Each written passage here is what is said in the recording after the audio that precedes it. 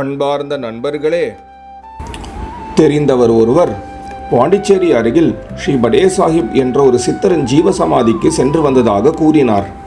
அவரது வீட்டில் ஒருவருக்கு உடல்நிலை சரியில்லாததால் அவதிப்பட்டு கொண்டிருந்தார். இந்த சித்தரின் ஜீவசமாதிக்கு சென்று வந்தால் உடல்நிலை சரியாகிவிடும் என்பதை கேள்விப்பட்டு இவரும் தனது குடும்பத்துடன் இங்கு சென்று வந்தாராம். சிறிது நாட்களுக்கு பிறகு அவரது வீட்டில் இருப்பவருக்கு உடல்நிலை சரியாகிவிட்டதாகவும் கூறினார். இதை கேட்டவுடன் அங்கு சென்று நானும் அந்த சித்தரின் ஜீவசமாதியை தரிசனம் செய்ய வேண்டும் என்ற ஆசை வந்தது. பாண்டிச்சேரியிலிருந்து சுமார் 20 கிலோமீட்டர் தொலைவில் சின்னபாபு சமுத்திரம் என்று அழைக்கப்படும் ஒரு சிறிய ஊரில் ஸ்ரீ படே சாஹிப் சித்தரின் ஜீவசமாதி அமைந்திருக்கிறது. வாருங்கள், எங்களுடன் நீங்களும் அவரின் சமாதியை தரிசிக்கலாம். மகான் சிவஸ்ரீ படே சாஹிப் அவர்களினுடைய சமாதியை பூஜை பண்ணக்கூடிய சதீஷ் அவர்கள் நம்மளோட இணையுள்ளார். இந்த சமாதியை பற்றியும் படே சாஹிப் ஐயாவை பற்றியும் கொஞ்சம் சொல்லுங்களேன். ஐயா வந்து பிறப்பான முஸ்லீம், இந்துக்கள் சிவபக்தர். இவர் வடக்கு திசையிலும் வந்தார், எந்த மத்திய கிழக்கு சொல்லி இமயமலை சைட்லேருந்து வந்தார். வரவில்லை எல்லாரும் வைத்தியம் வந்து லாஸ்ட்டாக தான் இங்கே வந்தார். சிவங்கோல் சிவலிங்கம் இமயமலை அடி 2 அடி கிணத்துலேருந்து நிஷாதார கல்லை பொன்னன்னு விடட்டு ஐயா வழிகாட்டும் பேரில் கல் எத்தர சொல்லி ஐயா கைப்பட்டவனே சிவலிங்கமாக மாறினு இவரே பிரதிஷ்டை பண்ணிக்கிறார். பக்கத்தில் சிவங்கோல் சிவலிங்கம் ஐயா கையால் பிரதிஷ்டை பண்ணப்பட்ட சிவலிங்கம். அந்த சிவலிங்கம் என்ன பேசணும்னா, திருவண்ணாமலை அருணாசில பார்க்க முடியாமல் இவரை பார்த்துருப்போம், அதுக்கான பலன் இருக்குது. அருணாசி அவரோட 2 அடி கம்மியாக இருப்பார். சரிங்களா? அதேமாதிரி கோயிலுள்ளே ஐயா கையாலே செஞ்சு வழிபட்ட விநாயகர் இருக்குது. அதேமாதிரி பார்த்தீங்கன்னா விசேஷ நாள் செவ்வாய் வியாழன் ஞாயிறு 3 நாள் விசேஷ நாள், 3 நாளுமே கோயில் சொல்லிடுறாங்க. ஐயா நட்சத்திரம் ஆயில்ய நட்சத்திரம், ஆனால் மாதாந்திர ஆயில்ய அன்னைக்கு காலையில் 10 to 12 உள்ளக வைக்கிற அபிஷேகம் மட்டும் ஐயா தேரில் விட. ஆயில்ய நட்சத்திரம் என்ன பேசணும்னா, ஐயா ஜீவசமாதி பிறந்த ஒரே நாள் மாசி மாதம் ஆயில்ய நட்சத்திரம் செவ்வாய்க்கிழமை. அதனால் மாசியில் ஒரு ஆயில்யம் ஐயா குரு பூஜாவும், மற்ற மாதம் ஆயில்யம் மாத குரு பூஜாவும் நடக்கும். வாரத்தில் செவ்வாய் வேணா விசேஷ நாட்கள். அதாவது ஐயா பிறந்ததும் மாசி மாதம் ஆயில்ய நட்சத்திரம் செவ்வாய்க்கிழமை, ஐயா ஜீவசமாதியாக ஆனதும் மாசி மாதம் செவ்வாய்க்கிழமை ஆயில்ய நட்சத்திரம். ஆமாங்க ஐயா. அதேமாதிரி மருத்துவத்தில் பேர் பண்ணுவார், எந்த ஒருவெல்லாம் வேண்டிட்டு போனார். அதே மற்ற கோயிலாக பிரதட்சணை வருங்க. இவர் மட்டும் அப்பரச்சனை ஆன்டி கிளப்பை சுற்றுங்க. சுற்ற பார்த்து மரத்தை சேர்த்து 3 சுற்று உங்கள் கோரிக்கை வேண்டியில் இருந்தால் மரத்தை சிலைகிட்ட வேண்டிட்டு மரத்தை மட்டும் தனியாக பண்ண சுற்று. அதேமாதிரி மனப்பிரச்சனை உடம்பு பிரச்சனை இரவு தங்கிட்டு போதுச்சுன்னா இரவு தங்குறது பார்த்தா வாரத்தில் செவ்வாய் வியாழன் ஞாயிறு, மாதத்தில் ஆயில்ய அன்னைக்கு இரவு தங்கலாம். அதாவது முந்தின நாள் இரவே செவ்வாய்க்கிழமைனா அன்னைக்கு செவ்வாய்க்கிழமை இரவு, வியாழக்கிழமைனா வியாழக்கிழமை இரவு, ஞாயிற்றுக்கிழமை இரவு செவ்வாய்க்கிழமை இரவு தங்கிட்டு புதன்கிழமை காலையில் வழிபட்டுட்டு கிளம்பிடுவாங்க. எனக்கு கருத்து அண்ணாதுரை டாக்டர்னு சொல்லிட்டு சென்னையில் அவர் இருக்கு. அவர் காந்தியத்தில் கேன்சர் பேஷண்ட்ஸுங்க. அவருக்கு கேன்சர் பார்த்து அகத்தியராசன் புக்கு படிக்க, அதில் சித்தர்கள் எல்லாத்தையும் பார்த்தீங்கன்னா மருத்துவத்துக்கு இவர் தங்கிட்டு போன விஷயத்தினால இரவு அவர் தங்க பார்த்து அவர் கனல் ஐயா பெரம்பல் அதிகமாக கனவு காலையில் இந்த மாதிரி பெரம்பல் அடிக்கும்போது வீட்டு அவர் கிளினிக் போயினோடனே ஸ்கேன் பண்ணி பார்த்து கேன்சர் அவர் தான் 2000 கோயில் வளாகத்தை கட்டி கொடுத்தாருன்னு வச்சுங்களேன். இந்த கோவிலில் ஒண்டி அப்பிரதட்சணமாக ஆன்டி கிளாக் வைஸாக வரணும் அப்படின்னு சொன்னீங்களே, அது இங்கே ஒண்டி தானா, இல்லாட்டி பக்கத்தில் இருக்கக்கூடிய சில கோவில்கள்லையும் இந்த ஒரு வழக்கம் உண்டா? திரௌபதி அம்மன் கோயில் பக்கத்தில் இருக்குது. ஏன்னா மற்ற ஊர் திரௌபதி அம்மன் கோயிலாம் அப்பரட்சணை வளவத்தை பார்க்க முடியும். நம்ம ஊர் திரௌபதி அம்மன் ஐயா வழிகாட்டு மேலே அப்பரட்சணை தான் வளவறாங்க. வாரம் வெள்ளிக்கிழமை அப்பரட்சணை வளவறாங்க. அமாவாசைக்கு மட்டும் பெருமாள் பிரதட்சணை வளவறாங்க. செவ்வாய்க்கிழமை, வியாழக்கிழமை மற்றும் ஞாயிற்றுக்கிழமை எவ்வளவு கூட்டம் வருது?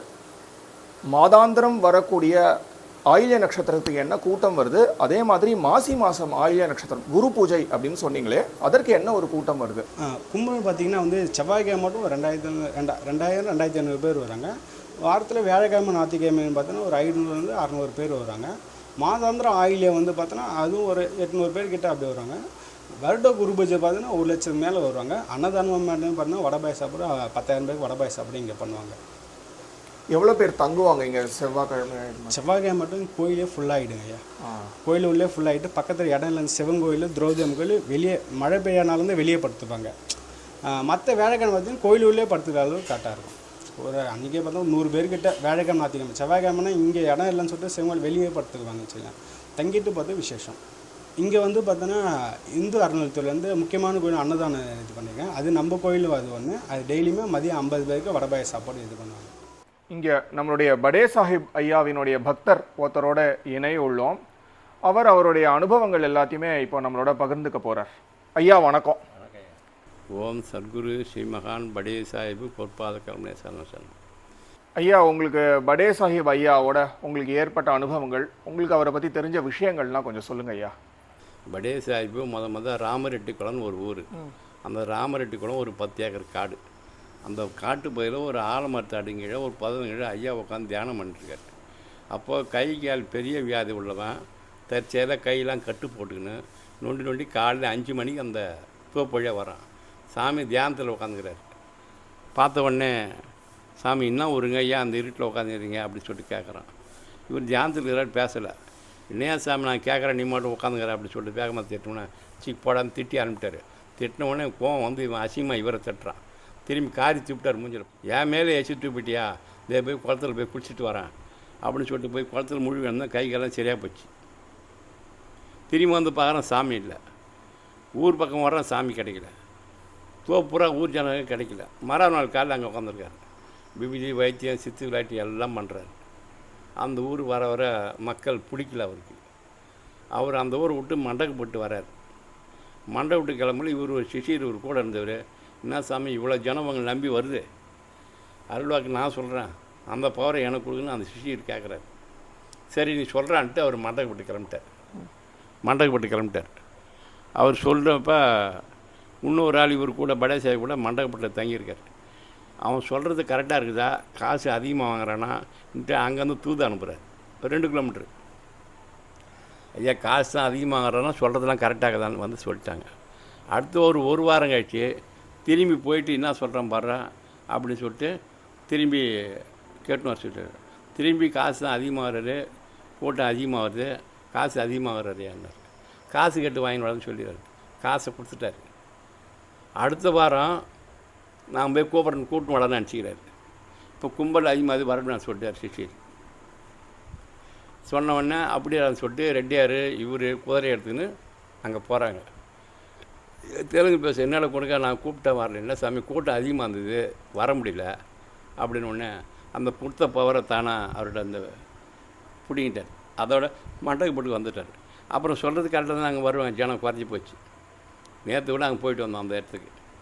திரும்பி அங்கேருந்து மண்டபப்பட்டில் ரெட்டியார் வீட்டில் கொஞ்ச நாள் தங்கி வந்தார். முறையான தொண்டு அவங்க வீட்டில் செய்கிறாங்க.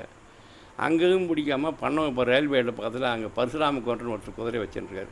அவர் 15 ஏக்கர் நிலம். அவர் வீட்டில் வந்து கொஞ்ச நாள் தங்கியிருந்திருக்காரு. அவர் கூட போகிறது வர்றது எல்லாமே அங்கே செஞ்சுருக்காங்க. இவர் கூட போகிறப்ப அவங்க அண்ணன் தம்பிலாம் மணிலா பயிர் கடலை போட்டு வச்சுக்கிறாங்க ஒரு 10 ஏக்கர். எந்த நேரமும் சாமி கூட சுற்றுற மானம் இது மாதிரி மழை பெய்ய என்ன வருது அப்படின்னு சொல்லிட்டு அண்ணன் தம்பிலாம் பரசுராம கோட்டர் திட்டுறாங்க. இது சாமிக்கு தெரிஞ்சு போச்சு. 2 பேரும் வெளியில் போகிறாங்க குதிரைக்கு. மழை பூந்து அடிக்குது. ஆனால் அந்த மணிலாவை எவ்வளோ தூரம் காய வச்சாங்களோ அதில் மழை கிடையாது. பக்கத்தில் பூந்து அடிக்குது மழை. இவன் அண்ணன் தம்பிலாம் பயந்து போய் நம்ம அவர் இனிமேல் கூப்பிடக்கூடாது, நம்மளுக்கு இது மாதிரி நடக்குதுன்னு சொல்லிட்டு கூப்பிட்றதே கிடையாது. அந்த ஊரும் பிடிக்காமல் வனத்தாமலைன்னு ஒரு ஊர் போனார் கிராமத்துக்கு. போகும்போதே வயலில் நெல்லி அறுத்துக்கிறாங்க. அதுலேருந்து ஒரு கருநகை வேகமாக வந்து இவரை கடிச்சிடுது. ஜனம் பூரா அடிக்க வந்தாங்க. அடிக்காதங்க விட்டுருங்கன்னாரு. பக்கத்தில் ஒரு விநாயகர் கோயில். அந்த விநாயகர் கோயில் வந்து ஐயாட்ட ஒரு 5 நிமிஷம் நின்ன உடனே அந்த பாம்பு திரும்பி வருது. அடிக்காதங்க விட்றானோடனே கடிச்சி இடத்துல வந்து அந்த விஷத்தை கக்கி எடுத்துடுது. திரும்பி அந்த வனத்தாமலைன்னு ஒரு ஊருக்கு போனார். அங்கே போகிற வழியில் நெல் கேழ்வரகு இதெல்லாம் மானவரையே போட்டு விரைச்சிருப்பாங்க, அவரி தழுதெல்லாம். அப்போ ஜனங்க அறுக்கிறதுக்கு நிழலில் உட்காந்துக்கிறாங்க. ஏன்னா மழை பெய்ய போது போய் வெயில் காயின்னு உட்காந்துக்கிறீங்க, மழை பெய்ய வந்து கூட்டுங்கடான்றாங்களாம். இவ்வளோ வெய்ய காயது மழை வரும்னு சொல்கிறான்னு சொல்லிட்டு உட்காந்துட்டோன்னா மழை பூந்தாட்டி தான். அடுத்த தடவை திரும்பி போகிறப்ப மழை வருதுன்ட்டு கூட்ட போவாங்களாம். மழை வரா நீங்கள் போங்கடான்ட்டு வரான். இவர் சொல்கிறதுக்கு எதிர்மாராக இருக்குது. இவங்களுக்கு கோவம் வந்து போச்சு. அடுத்த வீட்டில் போய் சாப்பாடு கேட்பாரான். சாப்பாடில் வேலை பார்த்துன்னு போய் எப்போ தான் வந்துட்டுனோம்னா அவங்க அசிங்கமாக திட்டுவாங்க. இப்படி திட்டின்னு இருக்கும்போதே அந்த ரிட்டையர் வீட்டில் அசிங்கமாக திட்டோம்னா ரிட்டையர் உங்களுக்கு கல்லை லட்சி சேர்த்துக்கலாம் இருந்தாலும் அப்படின்னாங்க. ஒரு வீட்டை தென்னை மேலே போய் உட்காந்துட்டார். உட்காந்த உடனே பெரிய பெரிய கம்பு கேழ்வரகு கூடை வச்சுருப்பாங்க. அந்த கூடையத்தை சொல்லி ஒரு சட்டியை பக்கத்தில் வச்சு கம்பு கேழ்வரகு மிளகா உப்பு கல் காஞ்ச மிளகாலாம் போட்டு புகையை போட்டு கூடையை போட்டு கவுத்துட்டாங்க. சாமி ஏந்து ஓடுவான்ட்டு 10 நிமிஷம் கழிச்சு திறந்த பிறகு வெறும் சந்தன வாசனையாக வருதான். திரும்பி பார்த்தோன்னா எல்லாம் இடையே வர ஆரம்பிச்சிட்டாங்க. இந்த வீட்டுக்காரன் வேலை மட்டும் அடுத்த வீட்டு தான் விடுவான், அடுத்த வீட்டு மட்டும் ஒன்று வீட்டு தான் நல்லாயிருக்கும், வரவன் தான் வழங்க இருந்து வாழ மாட்டான்னு சொல்லிட்டாங்க. பாதி ஊர் காலி ஆகிடுச்சு. பாதி ஊர் தான் அதுவும் சாப்பம் பெற்ற ஊர். அங்கேருந்து திரும்பி பக்கத்து ஒரு வழுதாறு பக்கம் போனார். வரும்போது பொட்டு வெட்டி காட்டில் பொண்ணு வீட்டில் வச்சு நிற்கிறாங்க. ஒரு சின்ன பம்பையார் இருகரையும் தண்ணி போகுது. இதை தாண்டி பொண்ணு வீட்டு போகணுமே, கடவுள் அங்கே எப்படி போகிறது, கடவுள் வேண்டுதல் பண்ணுறாங்க. இவர் ஒரு கீழி போன துண்டை கட்டி இறங்கினா பாருங்க. இவங்க கூப்பிடுவா, இவர் இறங்குறாரு தண்ணியில். பெரியவர் நாங்களே நிற்கிறோம், தண்ணி அடிச்சு முழுப்பது ஏயா போ அப்படின்னு ஒன்று. தண்ணி இருகரையும் இறங்க இறங்க இறங்க நின்று போச்சு. கட்ட வண்டி போட்டு வண்டி வயிறு ஏற்றி விட்டார். நேராக வரும்போதே ஒருத்தன் குதிரையில் இடிக்கிற மாதிரி வேகமாக போகிறான் கிராஸ் பண்ணி. தம்பி நில்லுப்பான்னாரான். இவ்வளோ வேகம் வர பார்த்து பாப்பா, உன்னை நாகம் தின்ற மாதிரி. நான் குதிரையில் தான் என்னை எப்படியா நாகம் தின்னு அவன் கேட்குறான். எதுக்கு இந்த மருந்து பாயிட்டு வச்சிக்க சாப்பிட்டுட்டு கொடுத்துட்டாரு. வேகமாக போகும்போது மருந்து வயலில் ஊந்து போச்சு. அது இருகரையும் வெள்ளம் போகுது. இவர் இறங்கி எங்கே மோடுக்கு தான் பிடிச்சி மறுப்பு நாகம் தேடுது. திரும்பி தேடுறாரு, காணோம். திரும்பி சாமி இங்கே வந்து மரத்துக்கிட்டு உக்காண்டார், மகிழ மரத்தில். இது மாதிரி போய் தேடினே போட அந்த மருந்து அதை சாப்பிட்றாங்க. அப்புறம் இந்த ஊரை முடிவு பண்ணுற சின்னவாசம் வந்துட்டு, அதுவும் பெரிய தோப்பு, மாமரம், கொன்னை மரம், மகிழ மரம், எல்லா மரத்தையும் மகிழ மரத்தில் தான் உட்காந்தார். உட்காந்து சில சித்து விளையாட்டுலாம் பண்ணுறப்போ பக்கத்து ஊர்லேருந்து ஒருத்தன் பாம்பு கட்சி இறந்துட்டான். சித்து வைத்தியர் நிறைய பேர் தூக்கி மகிழாங்க. நாடிப்பட்டி படிச்சு இவங்க செத்துட்டான் போங்களான்ட்டாங்களாம். அதில் ஒரு ஆள் செஞ்சு எதுக்கு அங்கே படை சேவை உட்காந்துக்கிறாரு, அவர்கிட்ட தூக்கி மாடாமா அப்படின்னு தூக்கின்னு வந்துக்கிறாங்க கட்டலில் வச்சு. ஐயா பாம்பு கட்சி இறந்துட்ட 3 வைத்தியம் பார்த்த முடியலன்னு சொல்லிட்டான், நீ தான் காந்து சொல்லிட்டு விழுந்து அழுதாங்களாம். ஒரு 10 நிமிஷம் இப்படி கையை காட்டினாரான். ஏந்திச்சிங்கண்ணா அந்த மரத்தை சுற்றி ஊந்து கும்பிட்டு சந்தோஷமாக வராங்க. அது 4 பேர் நல்லா தூக்கி வந்தான் பாரு. செத்தவனு எப்படி உயிராக்கினார். நல்லா கராள் ஏறி படுத்துக்கினேன், என்ன பாம்பு கட்சி செத்து போய் சொல்லுங்க, என்ன சொல்கிறார் பாப்புன்ட்டு நல்லா போனோம் ஏரியில் படுத்து தூக்கின்னு வராங்க. ஐயா இவனையும் பாம்பு கட்சி இறந்து போச்சு காந்து போனான். செத்தவன் தான் போய் விடான்னு சொல்லிட்டார். அழுது பார்த்து நீ தானே சொன்ன செத்துட்டோம் போடான்ட்டார். அதே மாதிரிக்கு பசங்க மாடு மேய்ச்சி அந்த செடியெல்லாம் வெட்டிட்டு எல்லாத்தையும் எடுத்துகிட்டு கூப்பிட்டாரான் பசங்களை. நல்லா ஆழமாக பள்ளம் நோண்டுங்கடா, நான் உட்காந்துக்கிறேன், மண்ணை போட்டு மூடிடுங்க, நீங்கள் தேவையானது மிட்டாய் பிஸ்கெட்டு கல்கண்டு என்ன மண்ணால் வச்சுன்னு நினச்சிங்கன்னாரான். இவன் மண்ணை போட்டு மூட்டு இப்படி மண்ணால் வச்சு அவன் என்ன நினச்சி தூரமாக நின்று படே சேமின்னு கூப்பிட்டாங்க. இந்த கையத்துக்குள்ள 2வது குரம் இந்த 3வது குரம் ஏன்னு நின்னாரான். இங்கே வாங்கினான்னு கூப்பிட்டாங்க. எல்லாம் உடந்தாங்க. நீங்களாம் நினச்சா பட்டாணி பொட்டுக்கலை பிஸ்கெட்டு எல்லாம் நினச்சி சாப்பிட்டுட்டு திரும்பி பக்கத்தில் சர்வத்தோரையில் துணி துவைக்கிற சட்டி, பெரிய மண் சட்டி இருக்கும், அதை போய் தூக்கின்னு சொன்னார். தூக்கின்னு வந்த பிறகு நல்லா ஆழமாக நோண்டுங்க, நான் உட்காந்துக்கிறேன், சட்டி போட்டு கவுத்து மூடுறேங்க, ஊர் பக்கம் போய் சொல்ல இடம்னார்.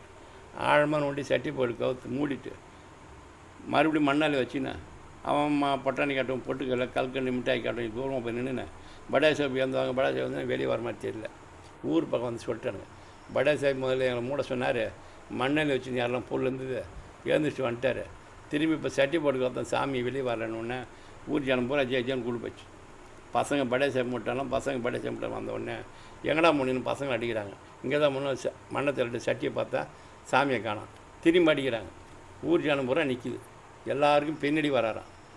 டேய் கொடுக்க பசங்களை அடிக்காங்கடா, உங்களை ஊரை ஒன்றா கூட தான் இந்த வேலை செஞ்சேன், நான் சமாதியாக போகிறேன், வீட்டு ஆளான முடியும், இப்போ எல்லாம் ஒன்றா வண்டியில் அதுதானே இந்த சித்தி விளையாட்டு பண்ணேன் அப்படின்னாரு. அப்புறம் ஊரார் மத்தியில் மண்டபப்பட்டு ரிட்டையர் வர வச்சார். கரெக்டாக 11 மணிக்கெலாம் மாசி மாதம் செவ்வாய்க்கிழமை ஆயுள் நட்சத்திரம் வர வச்சு அந்த உத்திராட்சி மாலை, செப்பு டப்பி, விபூதி பை அது அந்த மரப்பொட்டியில் வச்சு ஊரார் மத்தியில் அந்த ரெட்டியார்கிட்ட கொடுக்குறாரு. ஒவ்வொரு மாதமும் மாசி மாதம் செவ்வாய்க்கிழமை தான் இது ஆயுள் நட்சத்திரம். செவ்வாய்க்கிழமை வராது, தேதியும் வராது.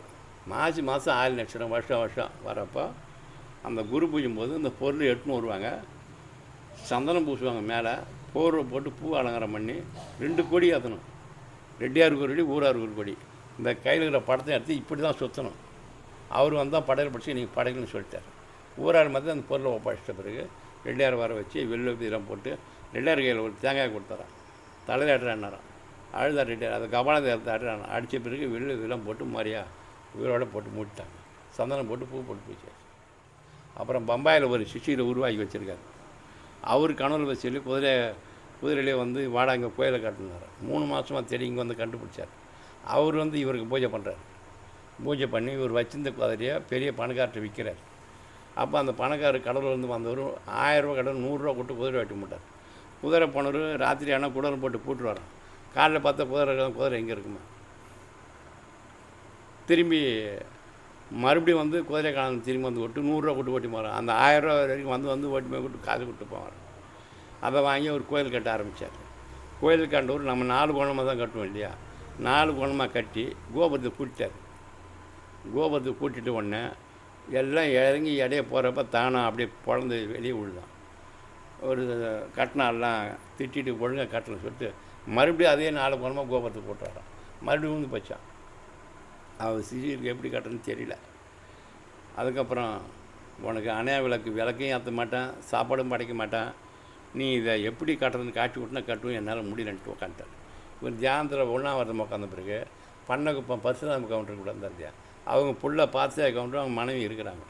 அவங்க கனவுல போயிட்டு இவன் சிஷியன் 1ஆம் உட்காந்துருக்காண்டா, அவன் 4 கோணமாக கட்டுறான், 8 கோணமாக அந்த மண்டபத்தை கட்ட சொல்ல அப்படின்னு சொல்லிட்டு அவங்க கூட சொல்லி அவங்க சாப்பாடு செஞ்சு காலைல 5 மணிக்கு கொண்டு வச்சு சாமியை தியானத்தில் எழுப்புறாங்க. என்னான்னு கேட்டதுக்கு, நீங்கள் 4 கோணமாக கட்டுங்கன்னா 8 கோணமாக கட்ட சொன்னார் ஐயா, உனக்கு சாப்பாடு செஞ்சு கொடுக்க சொன்னார். கோவம் வந்து போச்சு. இங்கே உட்காந்து தியானம் பண்ணி என்கிட்ட காட்டி விடுன்னு கேட்குறேன்.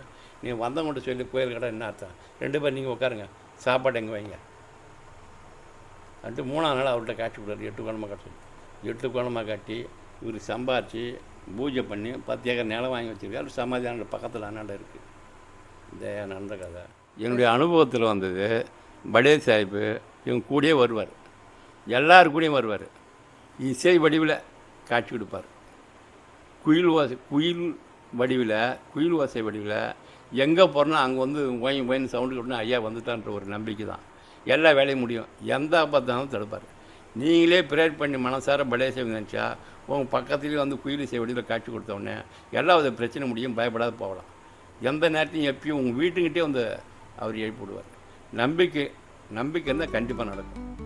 ஓம் படே சாஹிப் பொற்பாத கமலே சரணம் சரணம். உடலுடன் இருந்த பொழுதுதான் அருள் பாலித்தார் என்று இல்லாமல் இன்றளவும் தன் சமாதி வழியாக அருள் மழை பொழிகிறார் படே சாஹிப். இவரின் வாழ்க்கையே மத ஒற்றுமைக்கு ஒரு அழகான எடுத்துக்காட்டு.